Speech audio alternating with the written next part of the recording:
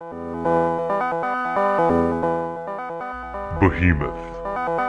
Any creature or thing of monstrous size or power.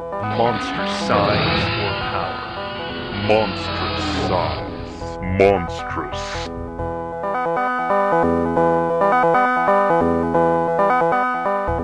At the beginning of the last article, I mentioned that it was just the tip of the iceberg of some of the behemoths that Jonas Hyde Smith had coming our way. It is the tip of the proverbial iceberg. It seems I had forgotten just how quickly those behemoths were a-coming, as the very next article would demonstrate just what I meant by that.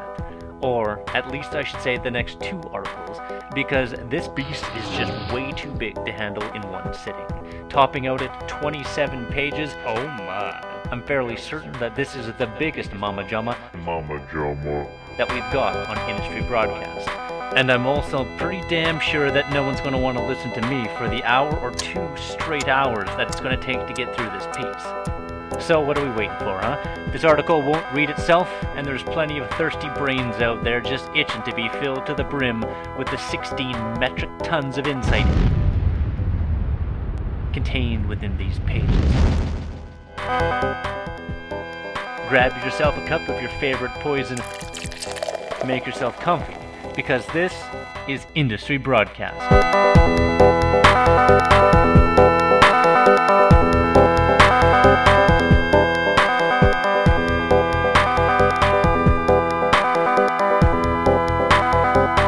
But before we get started, I almost forgot to thank the wonderful author who contributed today's masterpiece.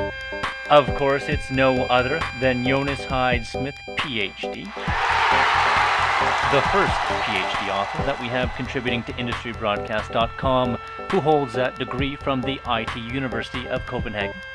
His blog can be found at www.jonassmith.dk/weblog.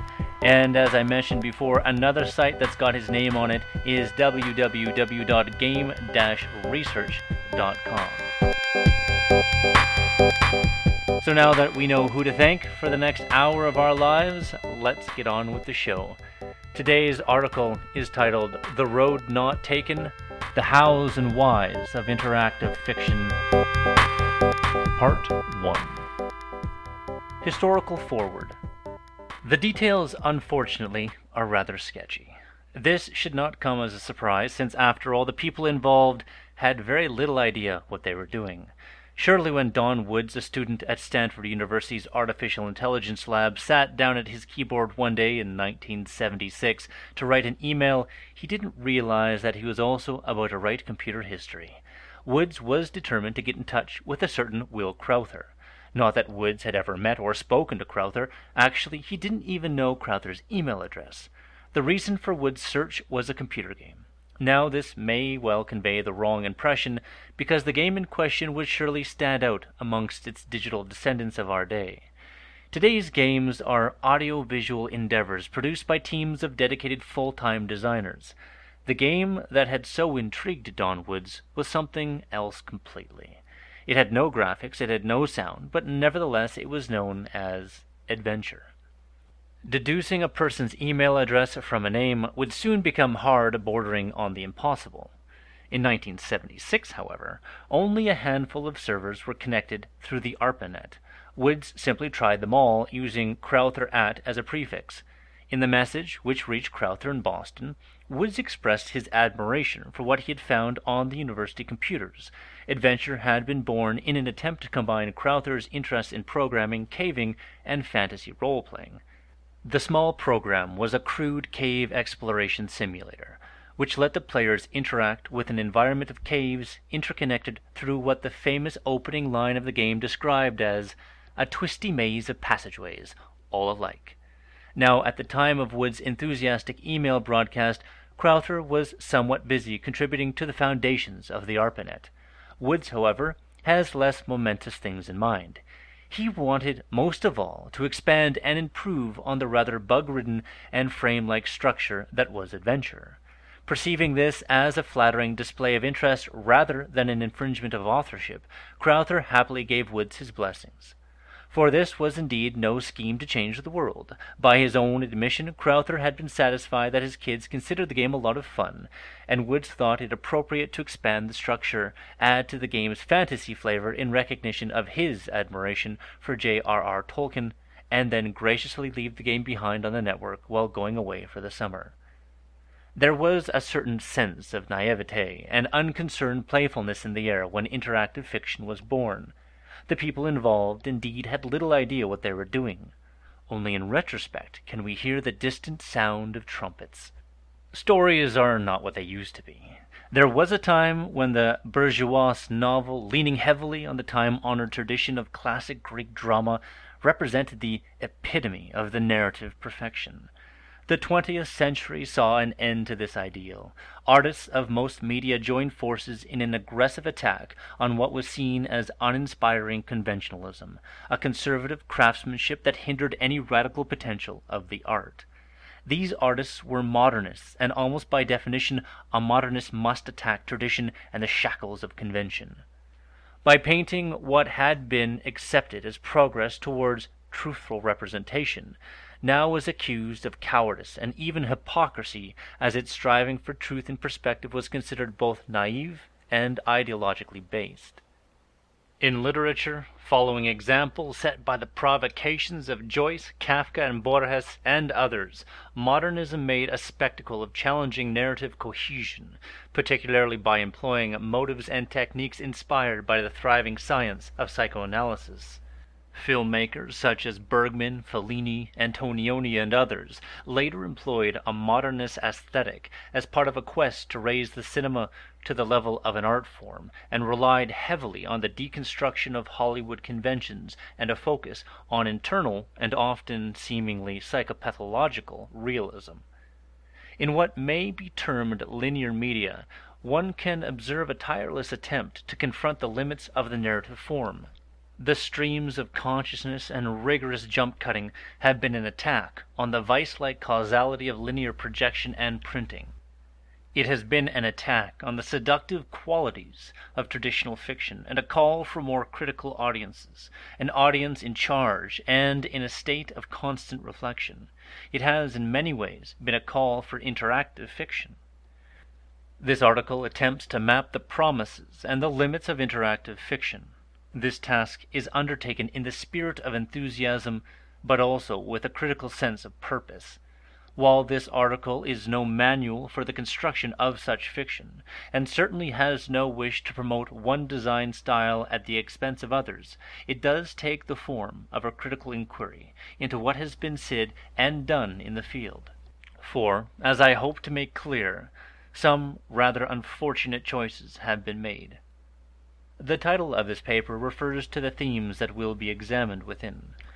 First of all, it hints at the very pleasure or pain that may, or indeed may not, be specific to interactive fiction, that is, the issue of deliberate choice.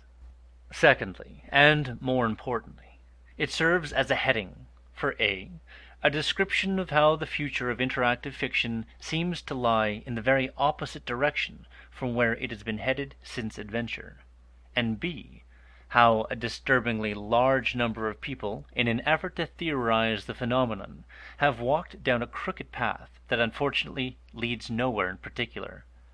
The road they travel spins in circles, because they have chosen to focus on questions of what type.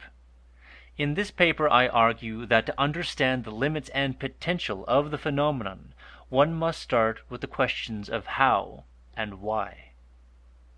A note on language. Some of the cited literature is only available in Danish. To ensure the usefulness of this text, I have focused on English language works, and wherever possible I have supplemented all references to Danish literature with a reference to the English version of the text. All Danish quotations are translated by the author. The focus. Essentially, this paper seeks to prove the following hypothesis. There is no logical contradiction between interactivity and engaging narrative experience. It is argued that the widespread conception that such a contradiction exists is a result of a particular, and according to its own ideals somewhat peculiar, design choice, and that the most loud-spoken branch of theory has mistaken this choice for the nature of interactive fiction. The structure of the argument. As implied, this paper attempts to add bricks to the foundation of a research field. Rather than applying different terms to a highly specific aspect, it aims to supply a rough map of the field. To stick with this metaphor, I find it arrogant, if not downright wrong, to believe that one can just pick up any plant in a field and use it as a basis for wide-reaching generalizations, analyzing one computer game without bothering with the history of the medium, for instance. This is very different from saying that one can learn nothing from a detailed case study. Quite the opposite is true. But this case must be chosen with care on the basis of a broad understanding of its context and history. The argument presented here falls into 4 sections. Section 1 presents the case. Section 2 tells the history of interactive fiction and attempts to explain why it went astray.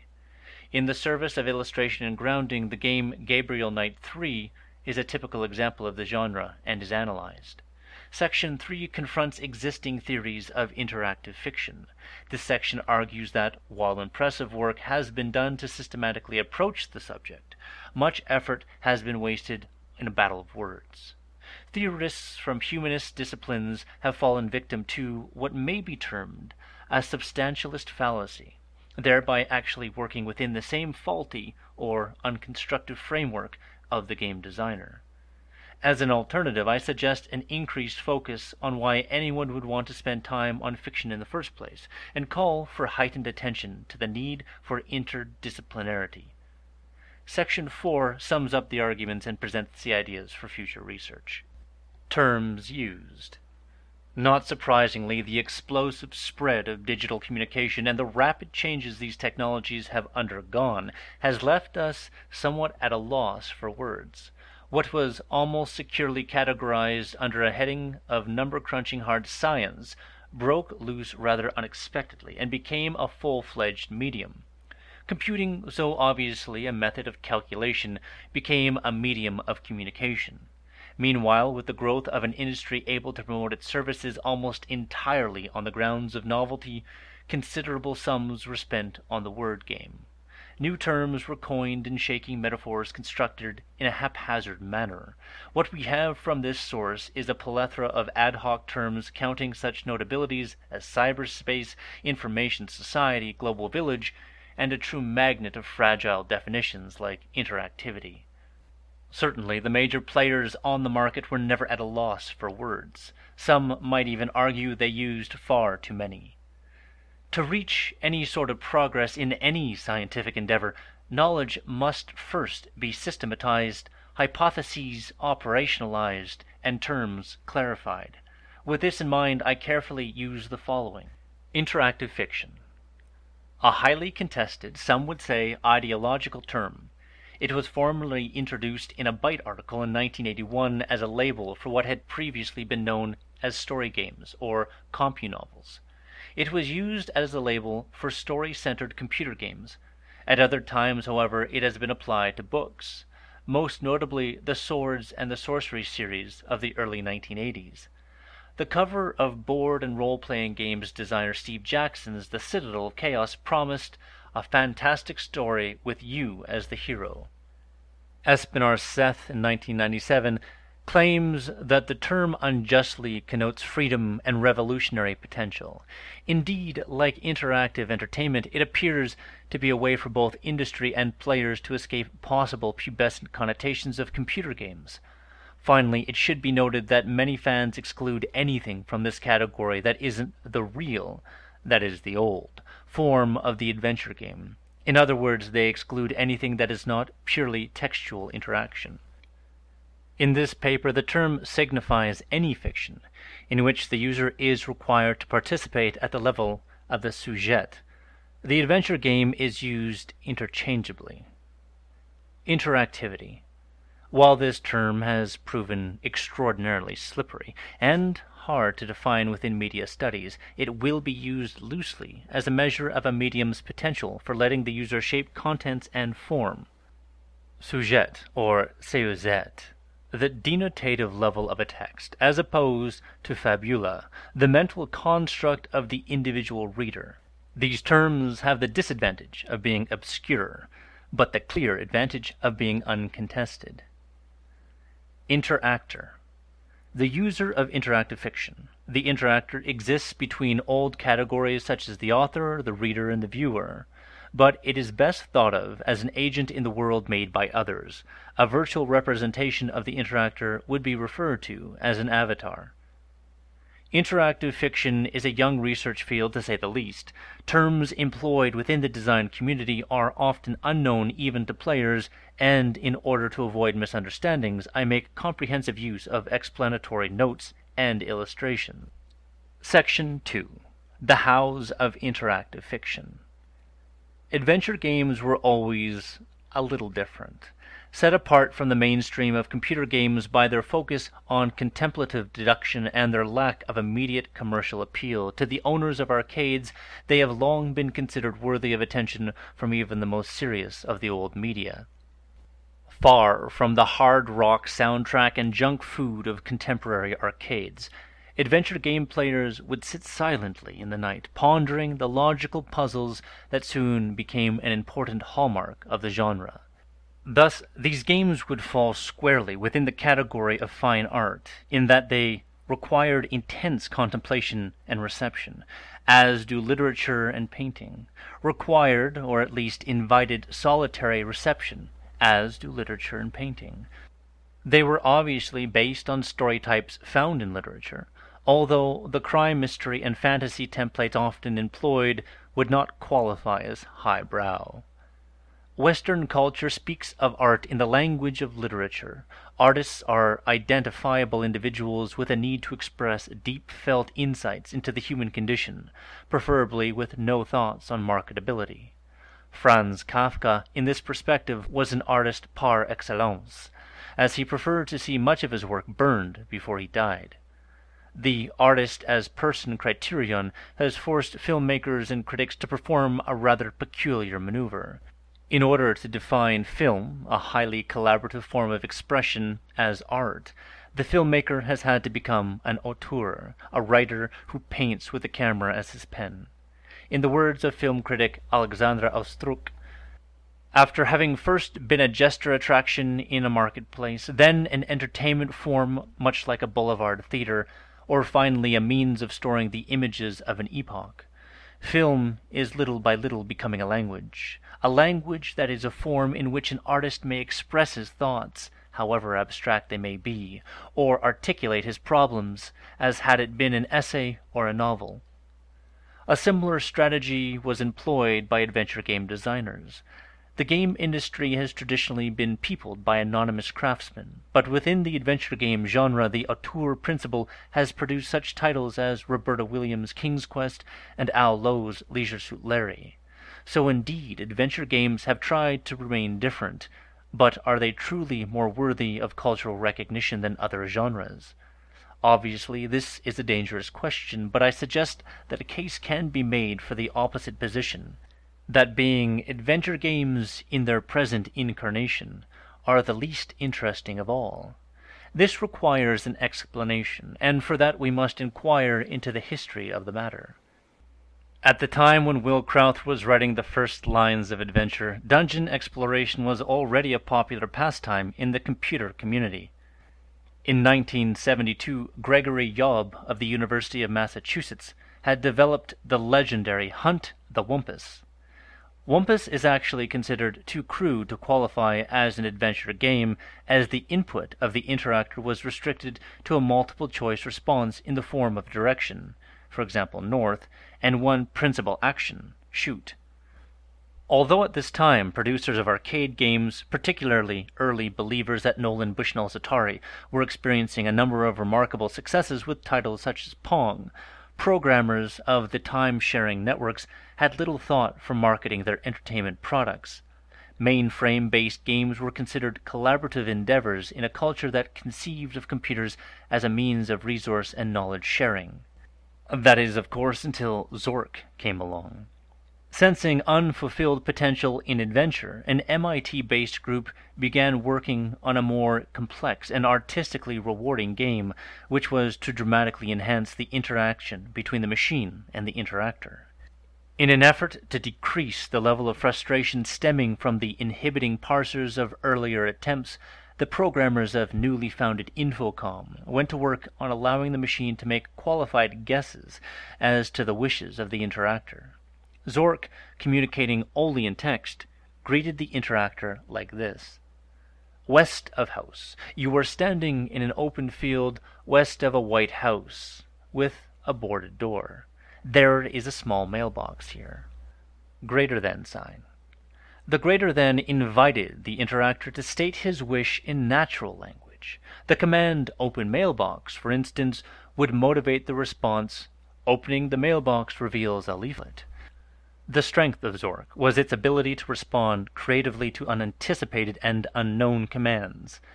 Hit mailbox with hand resulted in the response, I've known strange people, but fighting a small mailbox? Where small mailbox is merely the particular noun employed in this case. In other situations it would be tree or rock, etc. The program understands the noun hand, but instead of responding with, say, you hit the mailbox to no effect, the actual response serves to script the interactor. It communicates, stay within the framework of the fantasy genre or be ridiculed, thus ensuring that the interactor will not wander aimlessly outside the range of anticipated actions. The game became hugely popular, especially when ported in 1981 to the Apple II microcomputer, and ensured the immediate future of Infocom, which came to stand for thought-provoking, high-quality adventure games throughout the early and mid-'80s, counting such highlights as Deadline, Planetfall, Witness, and A Mind Forever Wandering. Others, however, were quick to catch on.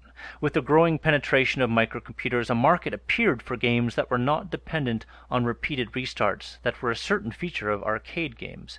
Programmers Roberta and Ken Williams founded Sierra, first known as Online Systems, on the success of Mystery House, one of the very first adventure games to employ graphics as illustrations of the story. At this point, however, the graphics were still dead, inactive in the sense of the plot as they merely provided redundant information. In this fashion, they may be likened to pictures in a novel, means of establishing atmosphere. While Infocom's text adventures became increasingly complex, Sierra placed their bet on a more spectacular and thus marketable family-friendly games with colorful graphics. Taking their cue from television series that benefited from familiar characters and low production costs, Sierra became famous for their King's Quest series. King's Quest, in particular, promised colorful experiences that would take machines to the limit of their capacity. But perhaps the truly important innovation was the introduction of an on-screen character, or avatar. The interactor assumed the role of King Gawain, using the avatar as a concrete extension of himself.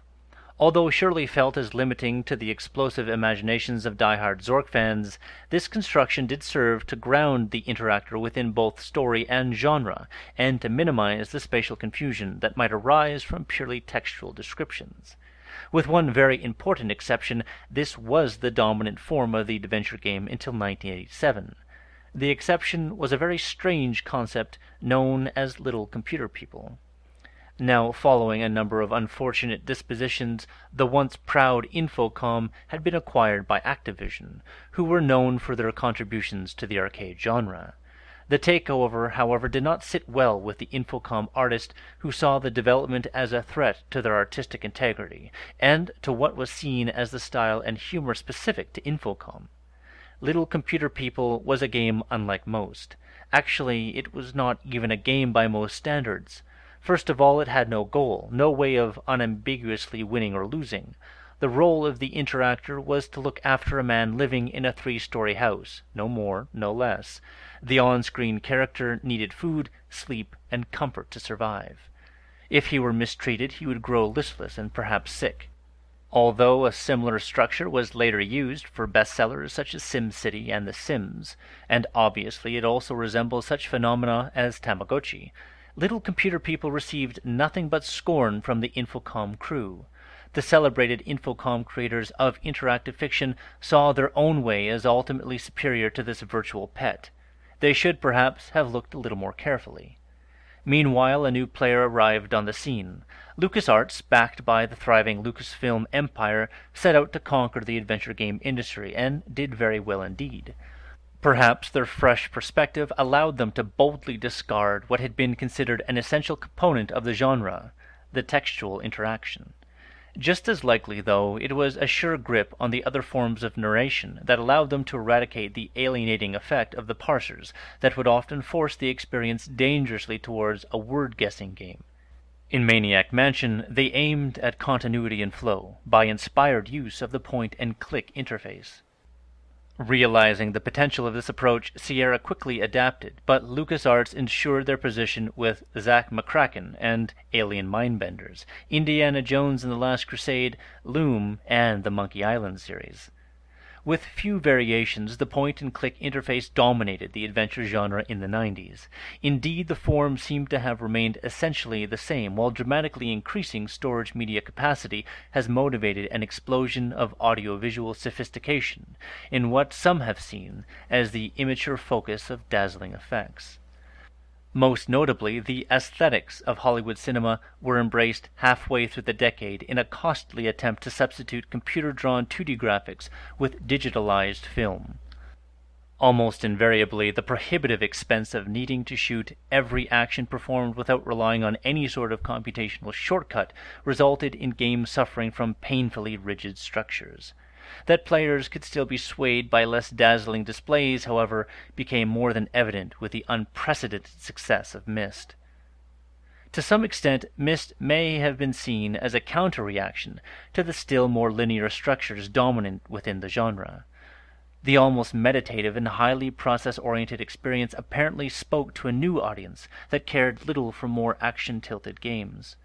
At one point, this fact may have been belied by singular bestsellers, but the genre was fighting a losing battle.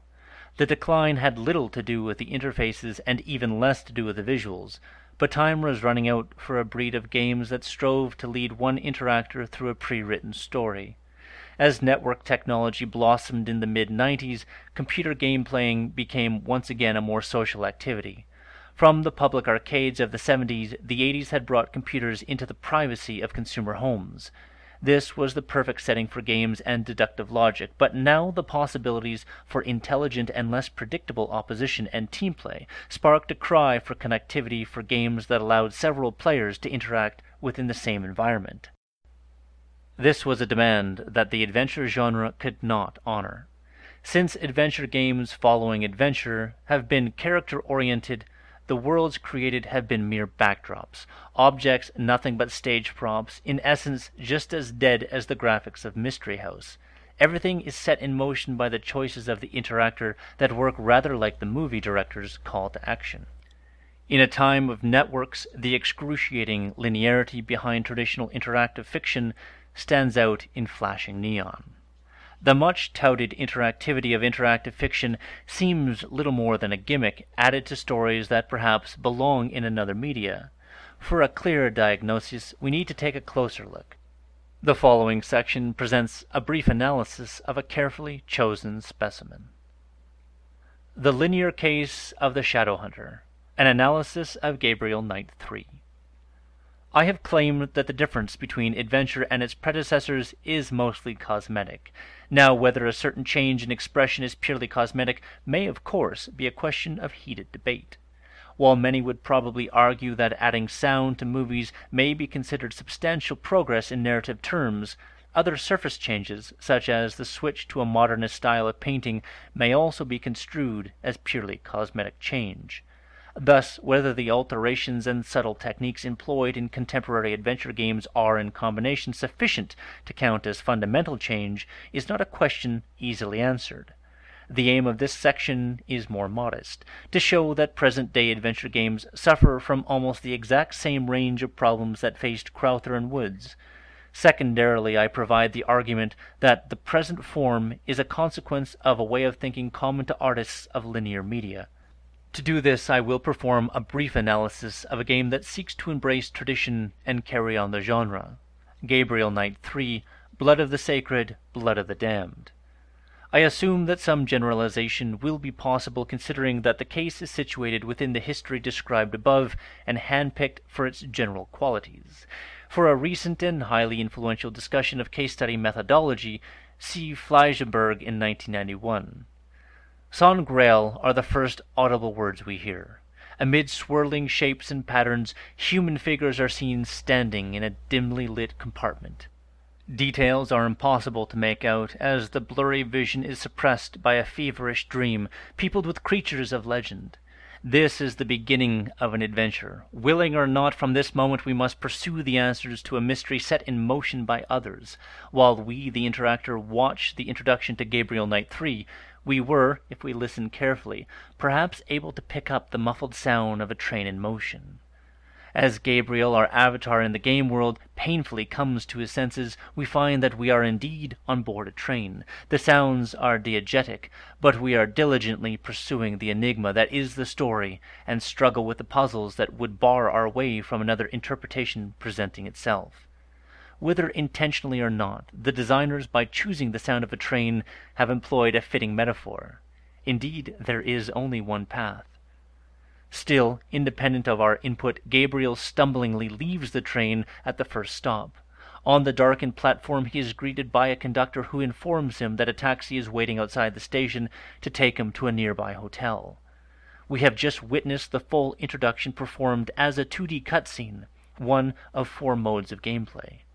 The first being the 2D cutscene, bits of story presented as a traditional linear cinematic narrative told outside the game's own engine.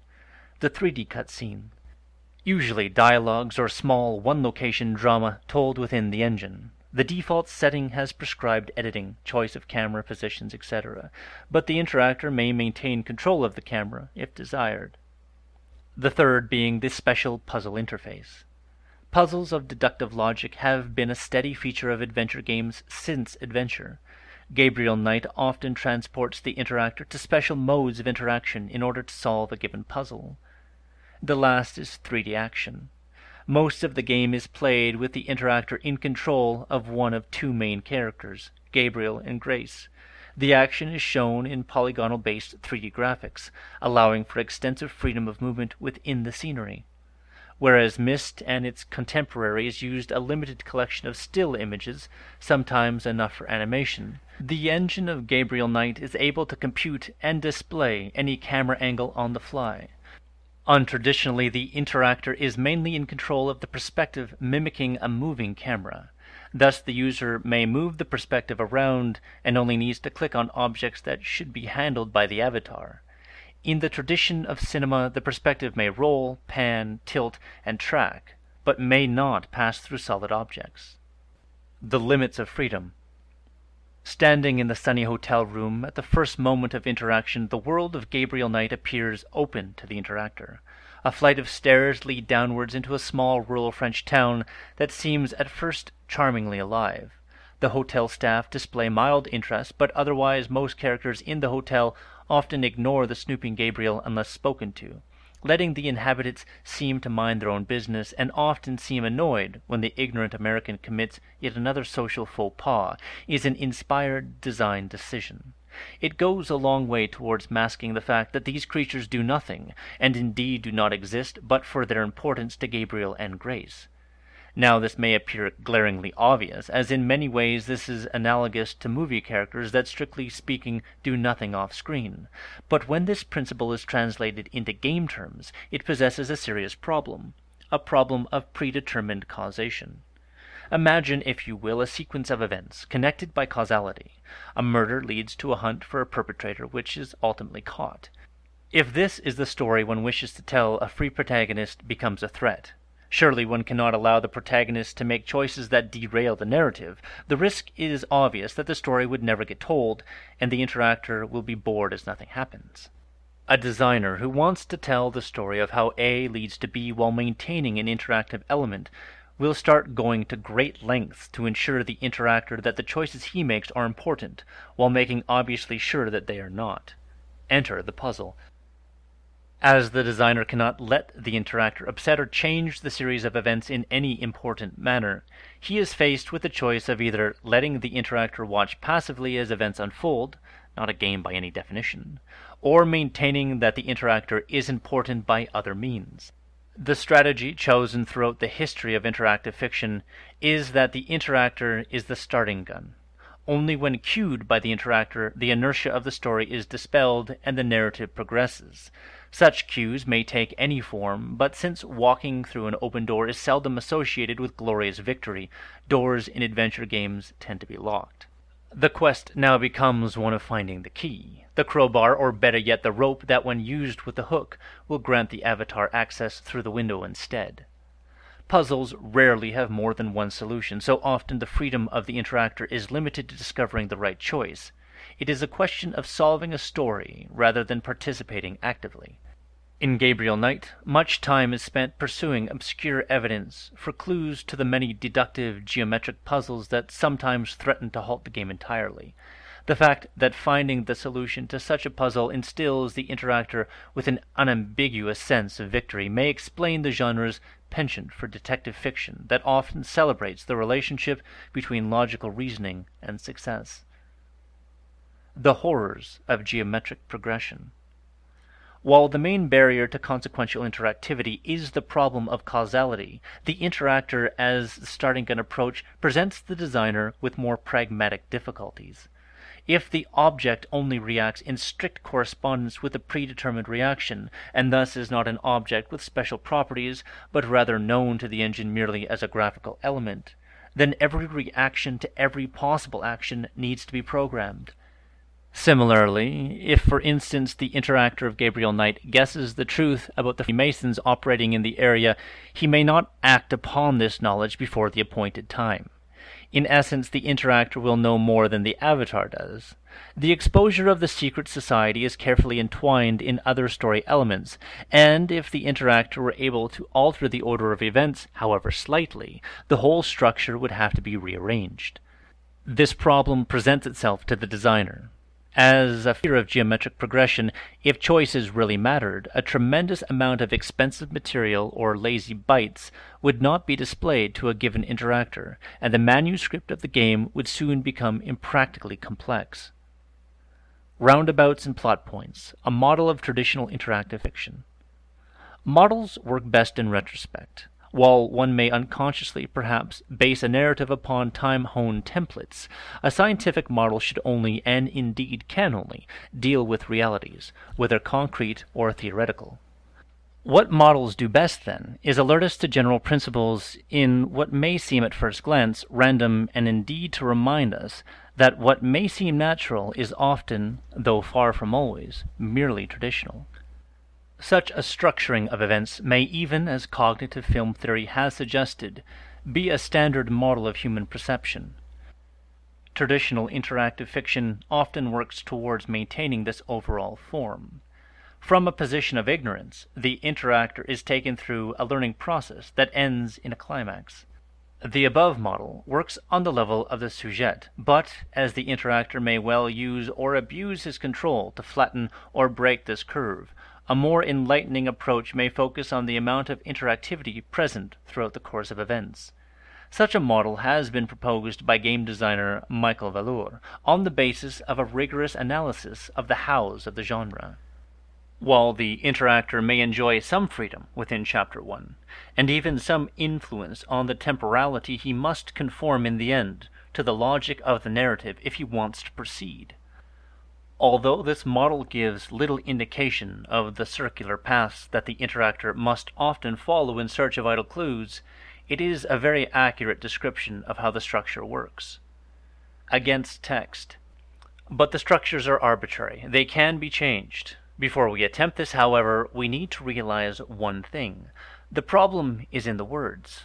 Culturally, we measure quality by standards of literature. Artists of new media need to present themselves as individual vehicles of creativity, as writers, as auteurs. As in the model above, we speak of chapters as if they were a natural way of delimiting experiences. Adventure game design is done by writers who produce manuscripts.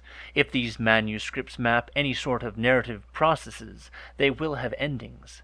Endings are like destiny. If you have it, then every choice you make is unimportant. We can't have endings. Deistic narration. Deism is the belief that the Christian God set the universe in motion, and then left it to its own devices.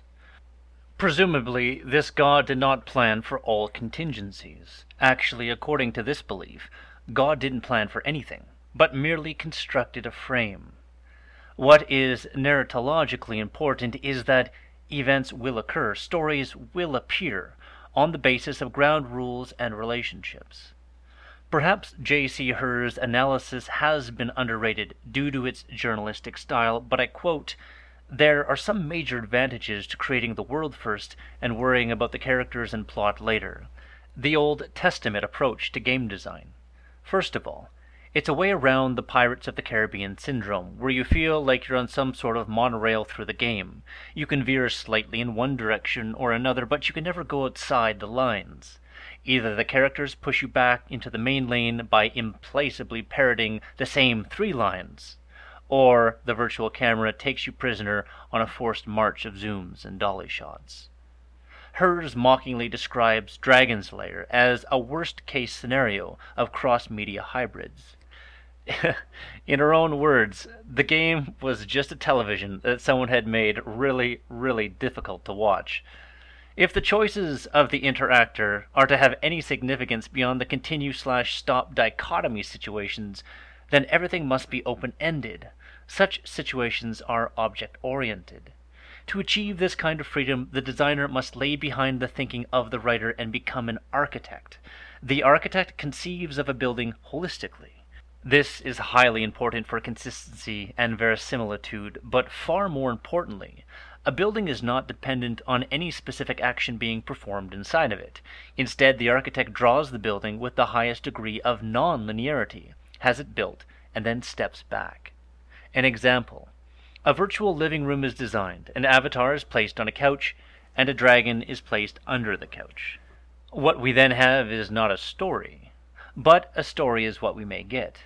What we have is a starting position with a narrative potential, but without direction. To turn the dragon into a true object, it must be given properties and preferences. It must have a system of interpretation and a range of reactions. This may, for instance, take the form of a system that interprets anyone coming within 100 pixels of the dragon carrying a visible weapon as a threat. According to parameters such as cowardice and bravery, sleepiness and restedness, the dragon's personality, you could say, a reaction is then chosen.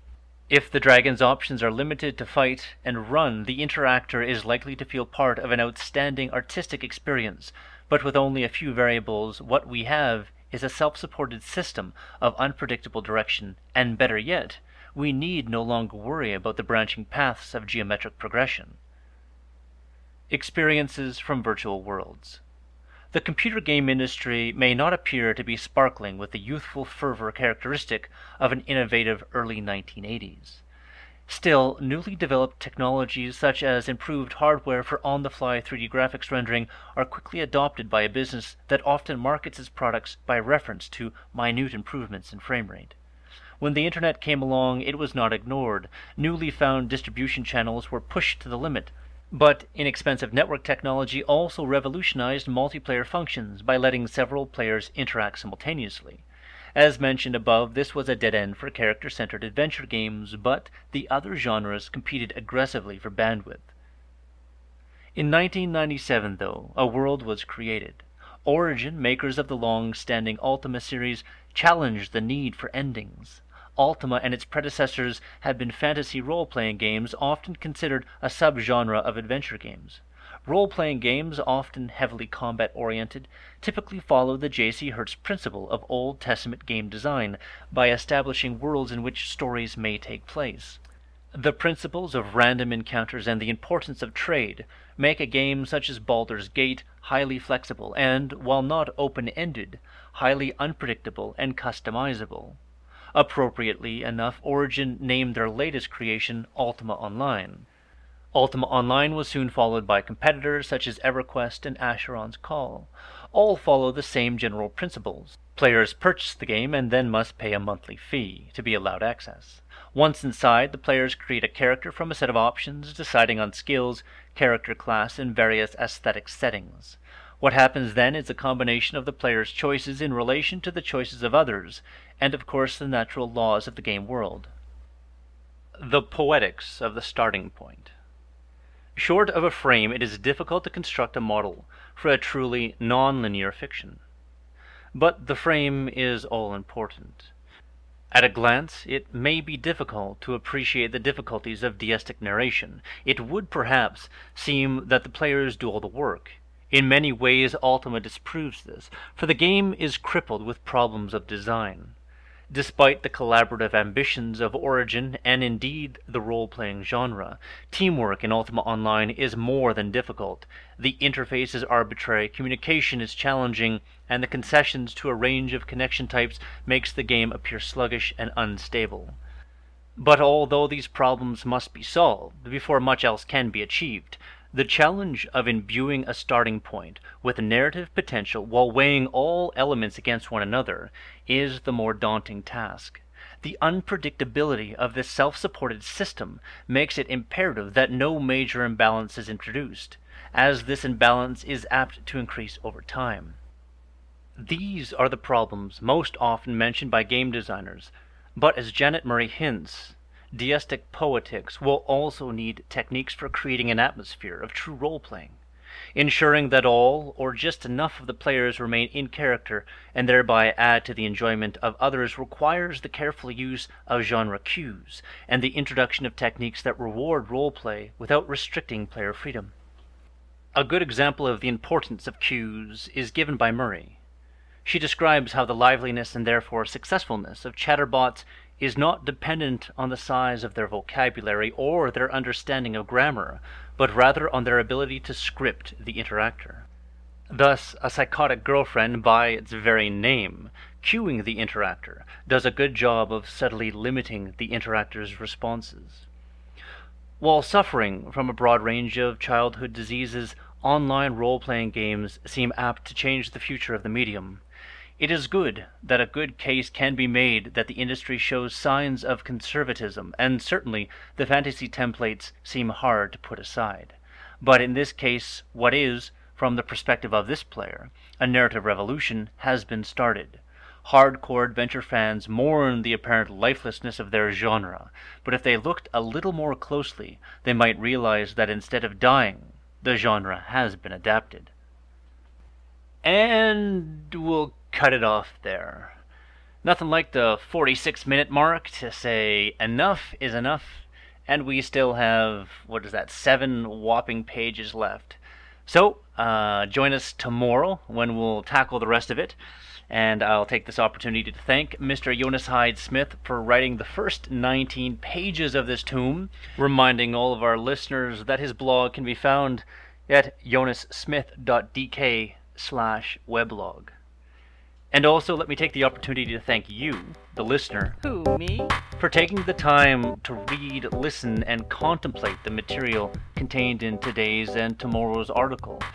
It's only with people like yourselves taking the time to go through something as meaty and dry as this, and hopefully stimulating thoughts and conversations around the topics contained herein, will we ever be able to really evolve and develop our medium to its fullest potential.